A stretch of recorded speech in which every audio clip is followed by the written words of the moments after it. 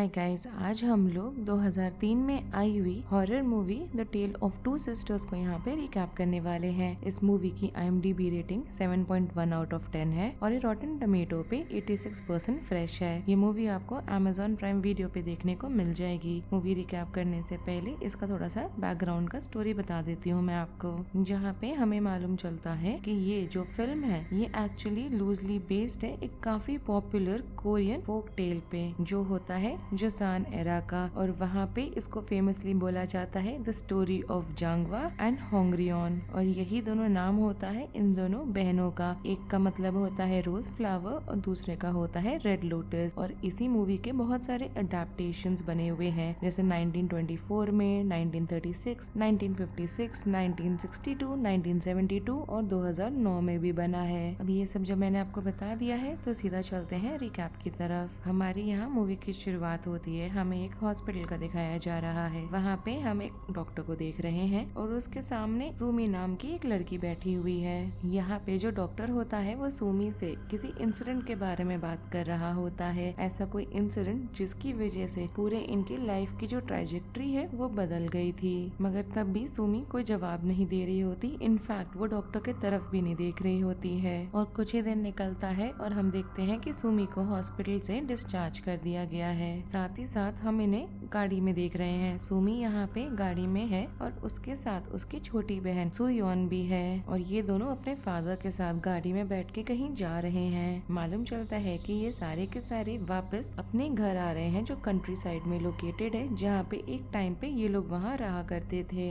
जब वो लोग वहाँ पहुँचते हैं तो कुछ समय के लिए ही सही देख के लग रहा है कि दोनों बहनें काफी एट पीस है और बहुत ही ज्यादा खुश लग रही हैं। यहाँ पे जो दोनों बहनें होती हैं साथ में इतना ज्यादा एट पीस होती हैं कि इन दोनों को देख के लगता है कि एक दूसरे के साथ ये लोग काफी ज्यादा कंफर्टेबल है और इनका जो साथ में ये लोग बॉन्ड शेयर करते हैं वो बहुत ही ज्यादा स्ट्रॉन्ग है। मगर जैसे ही ये दोनों वापस घर आते हैं तो इनका जो पूरा फीलिंग ऑफ वार्मथ है, एक्सप्रेशन है, काम है, वो सब हम लोग यहाँ बदलते हुए देख पा रहे हैं। क्योंकि ये लोग जैसे ही घर के अंदर आते हैं तो दरवाजे पे ही इनको दिखाई देता है कि इनकी मदर वहाँ खड़ी है और इनकी माँ का नाम होता है उनजो।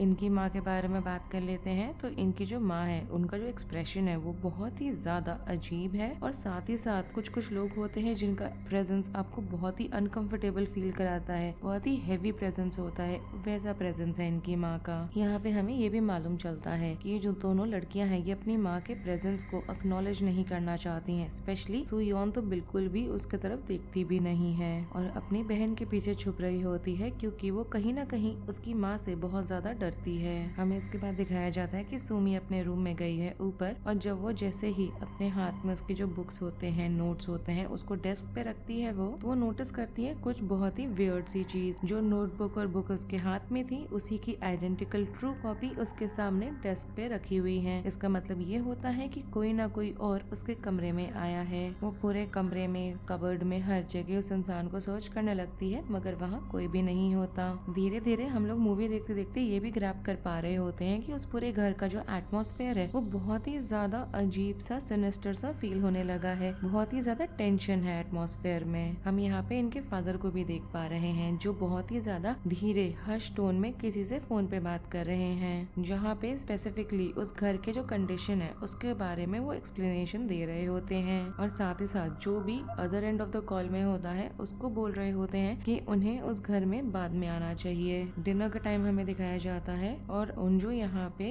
बात करने की कोशिश करती है, कॉन्वर्सेशन स्ट्राइक करने की कोशिश कर रही है, जहाँ पे वो अपने हस्बैंड को बता रही होती है कि उसके भाई को और उसकी वाइफ को जल्दी ही आके उनकी बेटियों से मिलना चाहिए। इस चीज को सुन के उसका हस्बैंड एज सच कोई रिएक्शन नहीं देता, उठ के जाता है और अपनी वाइफ के सामने लेकर आता है कुछ मेडिसिन को और वो रख देता है। इससे मालूम चलता है कि इसकी जो वाइफ है वो खुद भी शायद किसी मेडिकल कंडीशन की वजह से दवाइयाँ लेती है। अचानक ही हम देख रहे हैं कि अब कोई भी बात नहीं कर रहा है। खाना खाते टाइम एकदम ही शांत हो गया है सब कुछ, और अचानक से सुमी उठती है और वहाँ से चली जाती है। और सुमी के जाने के बाद सुयोन भी उठ के उसके पीछे निकल जाती है। हमें इसके बाद रात का दिखाया जा रहा है। यहाँ पे उनजो प्रिपेयर कर रही होती है सोने के लिए अपने हस्बैंड के साथ ही, मगर उसका जो हस्बैंड होता है वो हम देख रहे हैं कि मिडिल ऑफ द नाइट कमरे को छोड़ के बाहर चला गया है सोने के लिए। यहाँ पे इसके हस्बैंड को बार बार देख के लग रहा होता है जैसे कोई चीज है जो बहुत ही ज्यादा उसको बॉदर कर रही है, मगर उसके बारे में वो कुछ भी नहीं बोल रहा होता किसी को भी। और रात में ही अजीब अजीब से पूरे घर में आवाजें भी सुनाई दे रही होती हैं। उंजू को यहाँ पे अजीब अजीब से चलने की फुटस्टेप्स की आवाजें आ रही होती हैं, तो उसकी नींद खुलती है। और ये वही मोमेंट होता है जहाँ पे सोयोन को भी सुनाई पड़ता है कि जैसे उसके दरवाजे पे कोई आके खड़ा है। धीरे धीरे दरवाजे का नॉब टर्न होने लगता है और हल्का हल्का दरवाजा खुलने लगता है और हम यहाँ पे बहुत ही फ्रेल सी फिंगर्स को दरवाजे पे आते हुए देख पा रहे हैं। इस चीज को देख के वो बहुत ज्यादा डर जाती है और अपने आप को पूरे ब्लैंकेट से कवर कर लेती है। बहुत ज्यादा वो अभी भी डर रही होती है, तो भागते हुए डरते हुए सुमी के पास चली जाती है और उसको बताने लगती है कि जैसे उसने फील करा था, उसने देखा था कि कोई उसके कमरे में है। यहाँ पे सुमी अपनी बहन को लेके काफी ज्यादा प्रोटेक्टिव होती है, तो वो नीचे जाती है चेक करने के लिए। उसको नीचे दिखाई देता है कि टेलीविजन तो ऑन है, मगर टेलीविजन पे कोई सिग्नल नहीं आ रहा, सिर्फ और सिर्फ स्टैटिक दिख रहा है उसको। और यहाँ पे वो ये भी नोटिस करती है कि उसका जो फादर है वो बाहर ही सोफे पे सो रहा है। इसके पहले कि इस पूरे सिचुएशन पे वो रिएक्ट कर सके, उंजू वहाँ पर आ जाती है। दोनों के बीच में आर्गुमेंट टाइप होने लगता है और बहुत ही ज्यादा टेंशन हम लोग यहाँ पे दोनों के बीच में बढ़ते हुए देख पा रहे हैं। और इसमें अजीब चीज ये होती है कि हम यहाँ पे अंजू को देख रहे हैं कि जिस टीवी में स्टैटिक आ रहा है, सिग्नल नहीं आ रहा, उसके सामने ही वो खड़े होके उसको स्टेयर कर रही है। सुमी को हम लोग यहाँ पे धीरे धीरे देख पा रहे हैं कि उसको अपना पूरा घर और उसकी मॉम दोनों ही बहुत ही ज्यादा अजीब लगने लगे हैं। साथ ही साथ उसको नाइटमेयर्स भी आ रहे होते हैं, जहाँ वो अपनी लेट मदर को देख रही है, हर जगह खून स्पिल हुआ देख पा रही है। और इतना ही नहीं, उसको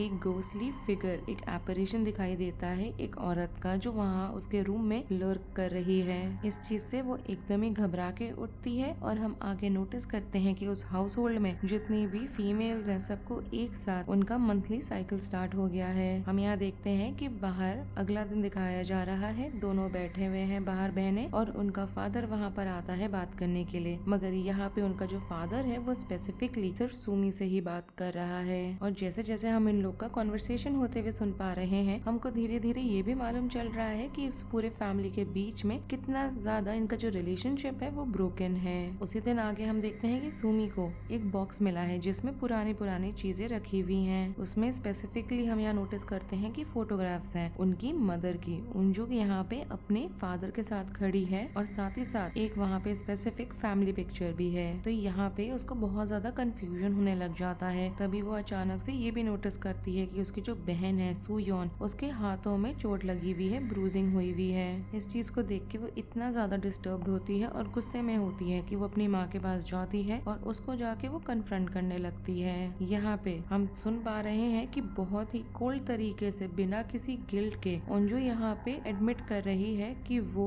डिसोबीडियंस पे पनिशमेंट देती है। साथ ही साथ वो सुमी को ये भी बताती है कि उसकी जो तबीयत है वो ठीक नहीं है। और इतना ही नहीं, वो उससे बहुत ही ज्यादा हार्श टोन में बात कर रही होती है, जिसको सुन के सुमी बहुत ही ज्यादा हर्ट फील कर रही है और वो कोलैप्स हो जाती है। और इसके सबके चलते वो सिर्फ अपनी माँ पे लैश आउट नहीं होती, बल्कि जाके अपने फादर पे भी लैश आउट हो रही होती है। उस दिन शाम का हमें दिखाया जा रहा है उंजू के यहाँ पे उसका जो भाई है और उसकी जो वाइफ है वो उनके घर आए हैं इनसे मिलने के लिए। और यहाँ पे जैसे कोई गेस्ट आता है आपके घर तो कितना ज्यादा फ्रेंडली कॉन्वर्सेशंस हो रही होती हैं, मगर यहाँ हम इस टेबल पे देख पा रहे हैं डिनर के दौरान कि बहुत ही ज्यादा टेंशन चल रहा है। इतना ज्यादा कि वहाँ पे जो हैवी एयर है वो आप फील कर सकते हो और पूरा माहौल बहुत ही ज्यादा सफोकेटिंग भी है। यहाँ पे उंजू को छोड़ के और कोई भी इंसान खुश नहीं नजर आ रहा। यहाँ पे वो अपने चाइल्डहुड की भी कहानियां बताने लगती है, जो यहाँ मालूम चल रहा है कि उसकी फॉल्स मेमोरी का पार्ट है। एक्चुअली में उसके साथ ऐसा हुआ नहीं है बचपन में, क्योंकि हम यहाँ पे उसके भाई को देख पा रहे हैं जो तुरंत ही उसकी इन चीजों को बोलते ही मना कर रहा है, निगेट कर रहा है कि ऐसा नहीं हुआ है। अचानक ही हम देख रहे हैं कि यहाँ पे उसके भाई की जो वाइफ है वो फ्लोर पे कन्वल्स करने लग गई है, जैसे कि वो चोक कर रही है किसी चीज की वजह से। इतना ज्यादा वो यहाँ पे चोक कर रही होती है, इतने वायलेंटली, और सांस लेने की कोशिश कर रही होती है कि देख के लग रहा है जैसे कि कोई हाथ उसको यहाँ पे, जिसको हम देख नहीं पा रहे हैं, उसे स्ट्रैंगल करने की कोशिश कर रहा है। फाइनली पूरा केओस जब थमता है तो ये अपने हस्बैंड को धीरे से विस्पर करके बताती है कि उसने किचन के सिंक में एक गोश्त को देखा है, एक लड़की के। इससे यहाँ पे हमें कंफर्म हो गया होता है कि जो पूरा घर है वो ही हॉन्टेड है। यहाँ पे इनको छोड़ के अंजू खुद यहाँ पे फील कर रही होती है कि उसके घर में एक डार्क प्रेजेंस है। वो जाती है अपने हस्बैंड को बताती है कि घर के अराउंड अजीब अजीब सी चीजें हो रही हैं, जिसके बाद उसका हस्बैंड जाता है और इसी चीज को इन्वेस्टिगेट करना शुरू करता है। जब वो इन्वेस्टिगेट कर रहा होता है तो उसको मिलता है कि उसकी वाइफ का जो पेट बर्ड था वो मर चुका है। उसको ये चीज जब मालूम चलती है कि उसका पेट एनिमल, पेट बर्ड बेसिकली मर चुका है, तो उसको देख के वो इतना ज्यादा गुस्से में होती है कि गुस्से में जाती है और सू योन के रूम में घुस जाती है जहाँ वो सो रही है। जब उसके रूम में घुसती है तो उसको यहाँ ये भी नोटिस होता है कि वहाँ उसके रूम में फोटोग्राफ्स रखे हुए हैं उसके, जो डिस्ट्रॉय किए हुए हैं। इस चीज को भी देख के वो और ज्यादा गुस्से में आ जाती है और वो सू योन को यहाँ पे बहुत ही बुरी तरीके से ड्रैग करने लगती है और उसको लॉक कर देती है एक अलमारी के अंदर। सू योन यहाँ पे बहुत ही ज्यादा डर गई होती है, वो चिल्ला रही होती है डर के मारे और जो क्लोजेट का दरवाजा है उस पे बार बार पाउंड कर रही होती है खुलवाने के लिए। मगर सारी चीजों के बावजूद उंजो को देख के लग रहा है कि उसको इस पे बिल्कुल भी दया नहीं आ रही। आगे चल के सूमी आती है और अपनी बहन को उस क्लोजेट से निकाल के बचाती है, मगर यहाँ पे उनका फादर आता है और कन्फ्रंट करने लग जाता है सूमी को और बोलने लगता है कि वो इतना ज्यादा एबनॉर्मल तरीके से क्यों बिहेव कर रही है, स्पेशली जब से वो वापस आई है। यहाँ पे सूमी एकदम ही बेचारी हो गई होती है, उसको कुछ भी समझ नहीं आ रहा होता और वो अपने फादर को बता रही होती है आउट ऑफ डेस्परेशन ही सही कि कितना ज्यादा उनकी जो मदर है वो उसके तरफ क्रूएल है, खासकर सुयोन के तरफ, जिसको वो बहुत ही ज्यादा टॉर्मेंट करती है।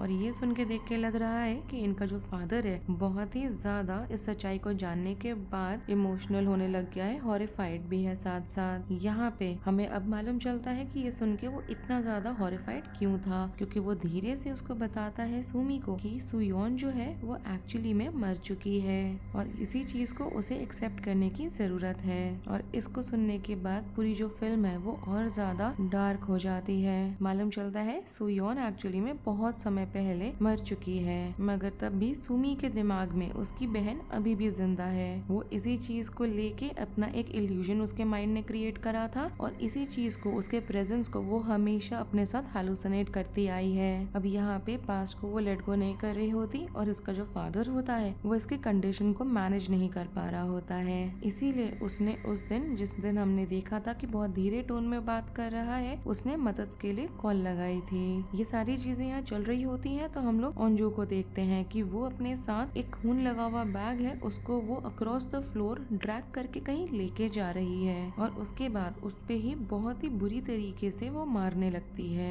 अगला दिन दिखाया जाता है सूमी की यहाँ पे नींद खुली है और उसको यहाँ पे अपने फादर के साइड से एक नोट लिखा हुआ मिलता है जहाँ वो बोल रहा होता है कि वो शाम तक वापस आ जाएगा। वो पूरे घर में बहुत ही बुरी तरीके से डेस्परेटली अपने फादर को ढूंढने लगती है, मगर उसको पूरे घर में सिर्फ एक ही चीज दिखाई देती है, ब्लड ट्रेल और कुछ भी नहीं। वो यहाँ बहुत ज्यादा घबरा रही हुई होती है, उसके सामने एक बैग होता है और उसको ऐसा लग रहा होता है जैसे कि उसकी जो बहन है सुयोन वो उस बैग के अंदर फंसी हुई है। बहुत डेस्परेटली यहाँ वो उस बैग को खोलने की कोशिश करने लगती है और जैसे ही उससे वो बैग खुलने वाला होता है कि हम देखते हैं कि एंजू वहाँ पर आ गई है। उसके हाथ में केटल है जिसमें उबलता हुआ पानी है और उसी से वो इस पे अटैक कर देती है। सारे केओस और कंफ्यूजन के बीच में सुमी यहाँ पे एंजू के हाथ में स्टैब करती है। तब भी यहाँ पे इनके बीच में जो स्ट्रगल चल रहा होता है वो खत्म नहीं होता। पूरा स्ट्रगल तब खत्म होता है जब सुमी यहाँ बेहोश होके गिर जाती है। जब यहाँ इसको फाइनली होश आता है तो ये रियलाइज करती है कि इसको घसीटते हुए फ्लोर के अक्रॉस कहीं लेके जाया जा रहा है। एंजू यहाँ पे उसके ऊपर लीन करके विस्पर करके उसको बोलने लगती है कि सुमी जो है वो सारी चीजों का वेट अब तक कैरी कर रही है, स्पेशली पुराने मेमोरीज को लेके बहुत ही लंबे समय तक। मगर अब समय आ गया है उस मेमोरीज को लेट गो करने का।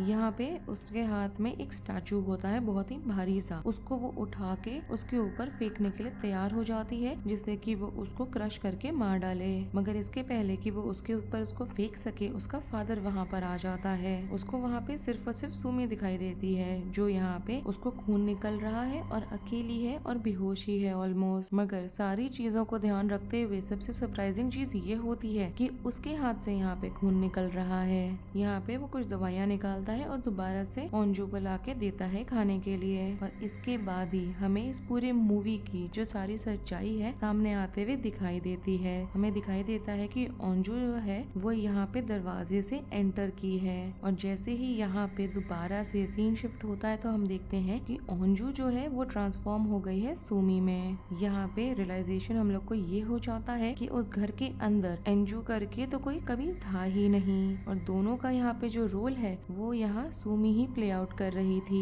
मतलब कि उसका यहाँ पे जो मेंटल कंडीशन है वो यहाँ उसका तो रोल प्ले करता ही था, साथ ही साथ उसकी स्टेप मदर का भी रोल प्ले कर रहा है। उसको वापस मेंटल हॉस्पिटल लेके जाया जाता है और हम यहाँ देख रहे हैं कि उसको सारी चीजों का गिल्ट तो है, साथ ही साथ बहुत दुख भी है, और उसके यहाँ पे जो फ्लैशबैक्स हैं वो बहुत ही ज्यादा बिट्स एंड पीसेस में आते हुए बचे हैं, और उसी फ्लैशबैक के थ्रू हमें इस पूरी मूवी की पूरी कहानी की सच्चाई मालूम चलती है। कहानी ये होती है कि ओंजू जो थी वो सुयोन के साथ बहुत ही ज्यादा बुरा व्यवहार रखती थी, और वही रिस्पॉन्सिबल थी उसकी डेथ को भी लेके। यहाँ पे वो सुयोन की मदद कर सकती थी, मगर तब भी उसने ऐसा करने के लिए नहीं ऑप्ट करा। यहाँ पे उसने उसको मरने दिया, और जल्दी हमने यहाँ पे देखा कि सुयोन को हम लोग यहाँ विसिल करते हुए सुन पा रहे हैं। एंजू यहाँ पे गई थी सुयोन के रूम को सर्च करने के लिए, और जब उसने अलमारी खोली तो उसने सुयोन को उससे बाहर आते हुए देखा, और इससे प्रूव हो जाता है कि जो घर है वो एकदम ही हॉन्टेड है, और उसको हॉन्ट और कोई नहीं बल्कि सुयोन का भूत कर रहा है। यहाँ पे एक तरीके से देखा जाए तो सुमी भी रिस्पॉन्सिबल है उसके डेथ के लिए, क्योंकि उसने यहाँ पे अलमारी को गिरते हुए सुना था।